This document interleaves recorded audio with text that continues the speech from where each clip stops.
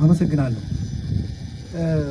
የተከበራችሁ ጥሪ የተደረገላችሁ እንግዶች፣ የተከበሩ ሻለቃ የኔዓለም ዘለቀ የአፋባ ምዕራብ አማራ ቀጠና ቴዎድሮስ ዕዝ ምክትል ወታደራዊ አዛዥ፣ የተከበሩ 50 አለቃ ታዬ ብርሃኑ የአፋባ ምዕራብ አማራ ቀጠና ቴዎድሮስ ዕዝ ስልጠና መምሪያ ኃላፊ፣ የተከበራችሁ የድርጅታችን ከፍተኛ አመራሮች፣ የተከበራችሁ የአፋባ ቢዛሞን ዕዝ አመራሮች፣ የተከበራችሁ የአፋባ ምዕራብ አማራ ቀጠና ቴዎድሮስ ዕዝ የአምስተኛ ክፍለ ጦር ከፍተኛ አመራሮች፣ የተከበራችሁ የአፋባ ምዕራብ አማራ ቀጠና ቴዎድሮስ ዕዝ የሶስተኛ ክፍለ ጦር የጊዮን ብርጌድ ከፍተኛ አመራሮች፣ የተከበራችሁ የአምስተኛ ክፍለ ጦር የቡሬ ዳሞት ብርጌድ አመራሮችና አባላት፣ የተከበራችሁ የአፋባ ወይም የአማራ ፋኖ ብሔራዊ ኃይል ኮማንዶ እጩ የሰራዊት አባላት፣ የተከበራችሁ ጥሪ የተደረገላችሁ እንግዶች፣ ክቡራትና ክቡራን፣ በቅድሚያ አድካሚ የሆነውን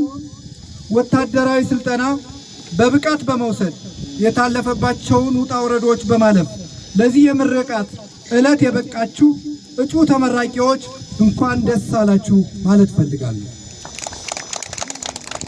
ዛሬ ይህን ደማቅ የፋኖ ሰራዊት ምረቃት ስናደርግ ህዝባችን ያለፈበትን መከራ፣ መፈናቀል፣ ስደት፣ ግድያ፣ ዘረፋና መሰል ስርዓትና መዋቅር ወለድ ችግሮች እና ያንን ለመከላከል የተደረገ ተጋድሎን ማስታወስ ያስፈልጋል። አብይ አህመድና ግብረ አበሮቹ በሰሜኑ ጦርነት ከፍተኛ ዋጋ የከፈለው የአማራ ህዝብ አጽሙ በትክክል ሳያርፍ ከጉዳቱ ሳያገግም የተደፈሩ እህቶችና እናቶች ስብራት ሳይጠገን በቅጡ እንኳን መስዋዕትነት ሳይነገር ወደ ሌላ ዙር ጦርነት አስገባል። የስርዓቱ ዋነኛው ምክንያት አረመኔው የብልጽግና አገዛዝና አማካሪዎቹ ያቀዱት አማራን ትጥቅ የማስፈታት ፕሮጀክት እንደሆነ በአደባባይ ቢታወቅም ስውር ዓላማው ደግሞ አማራ ህዝብ ላይ የዘር ማጥፋት ወንጀል በመፈጸም የዲሞግራፊ ለውጥ በማምጣት መብቱንም ማንነቱንም የማይጠይቅ በስነ ልቦናም በቁጥርም የኮሰመነ አማራን በማምጣት የኢትዮጵያን ንባራዊ ሁኔታ በመለወጥ በአዲስ ቀመር አገር አፍርሶ መስራት ነበር።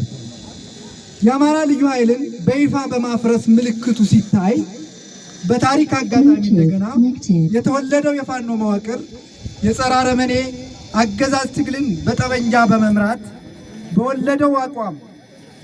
በወሰደው አቋም የሀገሪቱም የቀጠናውም የፖለቲካ ተንታኞች ግምት ውጭ ሆኖ አብይ አህመድም አማራውን የማጥፋት ቅዠቱ ህልም ሆኖ አማራም ከገባበት የጦርነት አረንቋ ወይም አብይ ከገባበት የጦርነት አረንቋ መውጫው አጥቶ አማራው ትላንት በምላሱ ያጨረበረው አሸባሪው አገዛዝ ከማስወገድ ውጪ አማራጭ እንደሌለው አውቆ በመተናነቅ ላይ ይገኛል። በጥቂት ቆራጦች የተጀመረው ተጋድሎ ዛሬ ብዙዎችን ከጎኑ ያሰለፈ ቢሆንም ዓላማው ስርዓታዊና መዋቅራዊ ለውጥ ለማምጣት ያለመ እንደመሆኑ መጠን ስርዓት እና መዋቅር ያለው ተዋጊ ኃይል ማሰልጠን፣ ማስታጠቅ፣ ማደራጀት፣ ማሰማራትና መቆጣጠር የሁል ጊዜም ተግባሮቻችን ናቸው።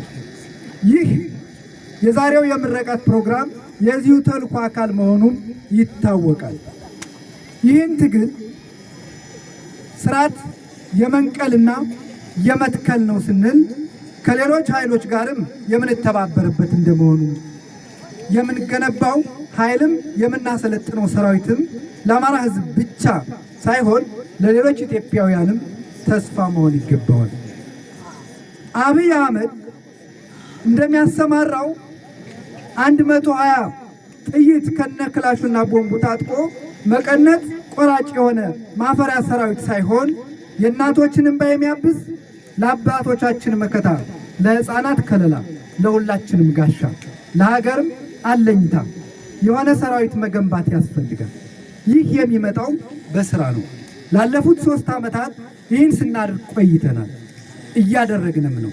ከዚህ አንጻር የዛሬ ተመራቂዎች ለፖለቲካ ገበያ የሚቀርብ ጨዋነትና ዲስፕሊን የአማራ ህዝብ ከናንተ የሚጠብቅ መሆኑን አውቃችሁ ችግሮቻችን ተቋቁማችሁ በጽናት እንድታኮሩን አደራ ማለት እፈልጋለሁ።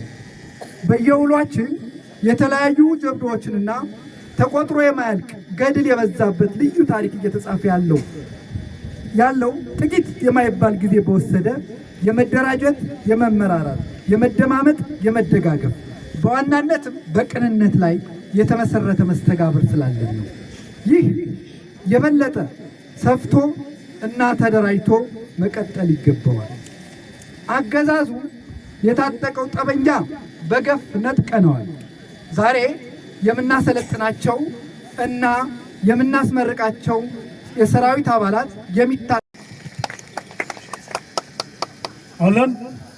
አላችሁ አለን ወይ? በሞራል ወደፊት! 1 2 3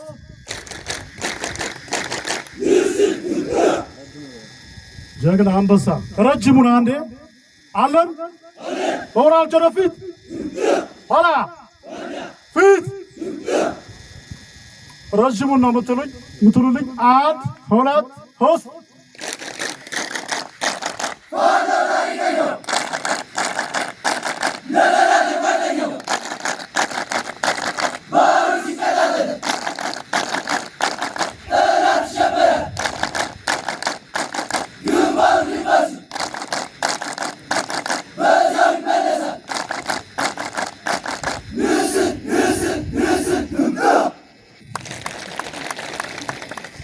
ትችላላችሁ። ጥንታዊቷ የጀግኖች መብቀያ ምድር ቡሬ ዳሞት የዓለም ጥቁር ሕዝቦች ሁሉ የሚኮሩበት የአድዋ ድል በደማቸው ቀለም የጻፉ ስመጥር አርበኞች ከራስ ቢትወደድ መንገሻ፣ አቲከም፣ አባ ገድም የጸረ ጣሊያን ትግል ጀማሪዎች ደጃዝማች በቀለ ካሳ፣ አባ ቆራጥ እስካሁን የአማራ ትግል ጠንሳሾች ፋኖች በማፍራት አዛውንት ስሟ በታሪክ ማህደር ተከትቦ በግንባር ቀደምትነት ተቀምጧል። በሁለተኛ የጣሊያን ወረራ ወቅት ከማይጨው ጦርነት ሽንፈት በኋላ አዲስ አበባ በጣሊያን ስር በወደቀች ጊዜ የመጀመሪያው ጸረ ፋሽስት ኢጣሊ እንቅስቃሴ የተጀመረው በጎጃም ውስጥ ነው።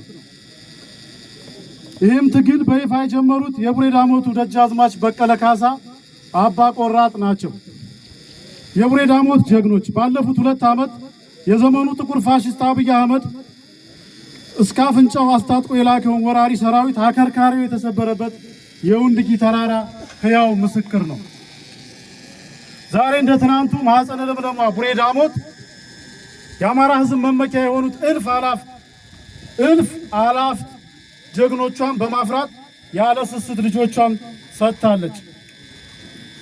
ቡሬ ዳሞት ጀግና መውለድ ብቻ ሳይሆን ጀግና ማክበር ልዩ መገለጫዋ ነው ብንል ማጋነን አይሆንም። ለዚህም ነው የአዲሱ ትውልድ የትግል ምልክታችን አርበኛ ዘመነ ካሴ ስም ሻለቃ ተሰይሞ ከፍተኛ ተጋድሎ የሚደረግበት አካባቢ መሆኑን፣ ለጀግኖች ልዩ ክብር ያለው መሆኑን ገላጭ ነው። አዲሱ የአማራ ትውልድ አያት ቅድመ አያቶቹን የጀግና ውርስ በፋኖነት ተሰልፎ የቀደምቶችን ታሪክ በመድገም ላይ ነው። የአማራ ሕዝብ ከህይወት መዝገብ ለመሰረዝና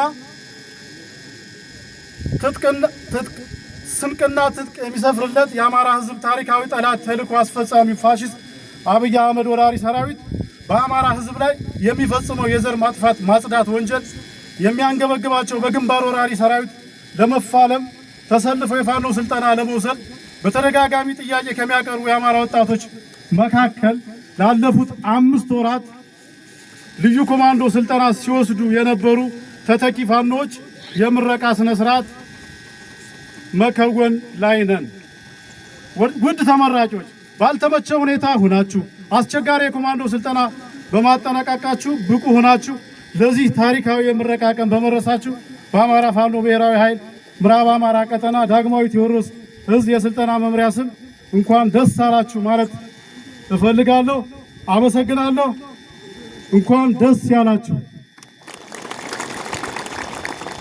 ከዚህ በመቀጠል መሪያችን አርበኛ ዘመነ ካሴ እንኳን ደስ አላችሁ፣ እንኳን ተመረቃችሁ የሚል መልእክት አለው። እሱን እናስተላልፍላችኋለን። እናመሰግናለን።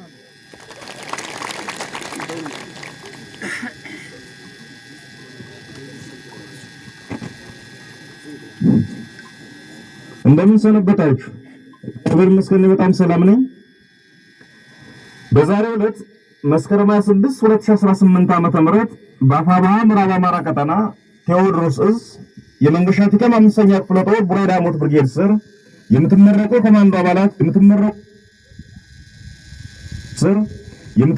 ኮማንዶ አባላት እንኳን ደስ ያላችሁ ማለት ፈልጋለሁ። መሰባሰባችን ይቀጥላል። ማሰልጠናችን ይቀጥላል። መታጠቃችን ይቀጥላል። ለህልውናችን መዋጋታችን ይቀጥላል። ምክንያቱም በዘመኑ ልክ ያልተዘጋጀ ህዝብ ይጠፋል። ዘመኑን ያልዋጀ ትውልድ ይበተናል።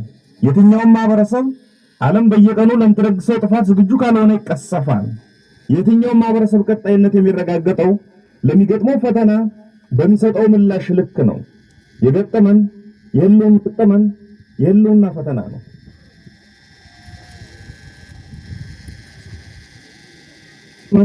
የህልውና ፈተና ነው። ለሱም ተገቢውን